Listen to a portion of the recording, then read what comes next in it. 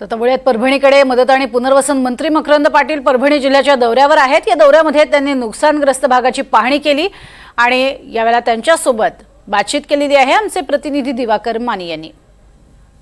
आमदार साहेबांना एक विनंती आहे की आमदार साहेबांना आमचं समजा एक मायबापाचा आमदार साहेब आहे आणि मकरंद पाटील यांच्याशी इथले जे संपूर्ण जमा झालेले शेतकरी आहेत ते काही विनंत्या करतायत, कारण मदत आणि पुनर्वसन मंत्री या नात्याने मकरंद पाटील यांच्याकडून अपेक्षा आहेत आणि त्याच वेळेला हे शेतकरी जे आहेत घडलेल्या परिस्थिती संदर्भात आणि झालेल्या या धुळधाणी संदर्भात माहिती देत आहेत।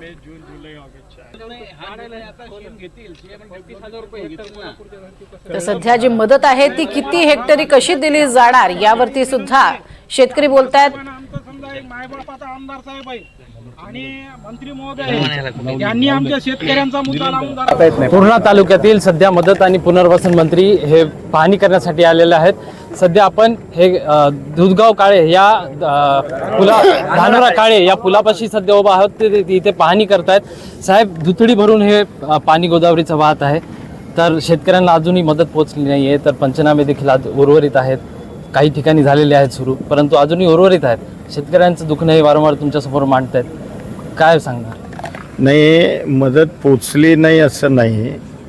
जून जुलै ऑगस्टची मदत आपण परभणी जिल्ह्याला साधारण 125 कोटीच्या आसपास 128 कोटी रुपये आपण मदत दिलेली आहे। आता सप्टेंबर महिन्यात किंवा मागचं काही शिल्लक असेल हे पंचनामे प्राप्त झाल्यानंतर उर्वरित मदत सुद्धा तातडीनं आम्ही शेतकऱ्यांना देणार आहोत। आता 48 कोटी हो, तर अशा पद्धतीनं एकूण महाराष्ट्रामध्ये 30 जिल्ह्यातल्या 195 तालुक्यामध्ये अतिवृष्टी होऊन लोकांचं, शेतकऱ्यांचं फार मोठ्या प्रमाणामध्ये नुकसान झालं आहे। काही ठिकाणी जमिनी असतील, जमिनी खरडून गेल्यात, वाहून गेल्यात, काही ठिकाणी पिकांचं फार मोठं नुकसान झालं आहे, काहींच्या घरामध्ये पाणी गेली, घरं पडली, जनावरं वाहून गेलीत, काही ठिकाणी लोक मृत पावलेली आहेत, दुकानांमध्ये पाणी गेले। अशा वेगवेगळ्या पद्धतीच्या अडचणींना या अतिवृष्टीमध्ये लोकांना फार मोठ्या प्रमाणामध्ये सामोरं जावं लागलं आहे। म्हणूनच आम्ही सगळे मंत्री, आज मी सुद्धा परभणीला तेवढ्याकरताच आलेलो आहे, कारण परभणीला सुद्धा खूप पाऊस झाला आहे। म्हणजे मधले जून महिन्यापासून मधले 15 दिवस सोडले तर बहुतेक परभणीला फार मोठा पाऊस झाला आहे की जो याच्यापूर्वी क्वचित झाला असेल एवढं। त्यामुळं आणि गोदावरीचं पात्र मोठं असल्यामुळं गोदावरी नदीला नाशिक नगरपासून पाणी येते, त्यामुळं ते सगळ्या कॅचमेंटचं पाणी येऊन ह्या खालच्या भागामध्ये फार मोठ्या, मग गोदावरी असेल, गोदावरीच्या उपनद्या असतील आणि ओढेनाल्या असतील, यामुळं खूप ठिकाणी पाणी जाऊन लोकांचं। साहेब, गंगाखेड तालुका असेल, त्या जे गोदाकाठचे गाव आहेत त्याच्यामधले तिथल्या शेतकऱ्यांचा आरोप आहे की आमचे गाव वगळण्यात येत आहेत, ते कुठेतरी नाही, ऐकून घ्या, असं काही होणार नाही। कुठलंही गाव, कुठलाही शेतकरी मदतीपासून वंचित राहणार नाही।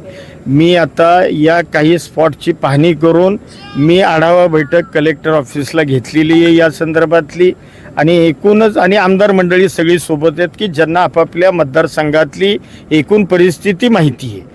त्यामुळं मीही या सगळ्या गोष्टी आणि लोकप्रतिनिधींमधून आमचे सगळे आमदार त्यांच्या मतदारसंघातले विषय मांडतील, अधिकाऱ्यांच्याकडून काही माहिती हातामध्ये येईल, लोक आता ठिकठिकाणी निवेदनं देत आहेत, त्याचाही मी मीटिंगच्या वेळेला त्या सगळ्या निवेदनांवर सगळं वाचन, त्या संदर्भात योग्य ती कारवाई आम्ही निश्चितपणाने। ह्याच्यामध्ये ओला दुष्काळ करायला काही हरकत आहे का? कारण ह्याच्यामध्ये आता सरकारच्या तिजोरीवर खूप भार पडतोय असं सांगण्यात येत आहे। नाही, असं कोणीही म्हणलेलं नाही। अडचणीतल्या शेतकऱ्याला मदत द्यायला सरकार कदापिही कमी पडणार नाही।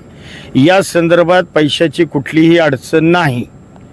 म्हणजे हे कोण म्हणतंय मला माहीत नाही, परंतु आजपर्यंत खरीपामध्ये तब्बल या राज्यातल्या 31,60,000 शेतकऱ्यांना आम्ही 2200 कोटीपेक्षा अधिकची मदत आत्तापर्यंत दिलेली आहे ऑगस्ट महिन्यात।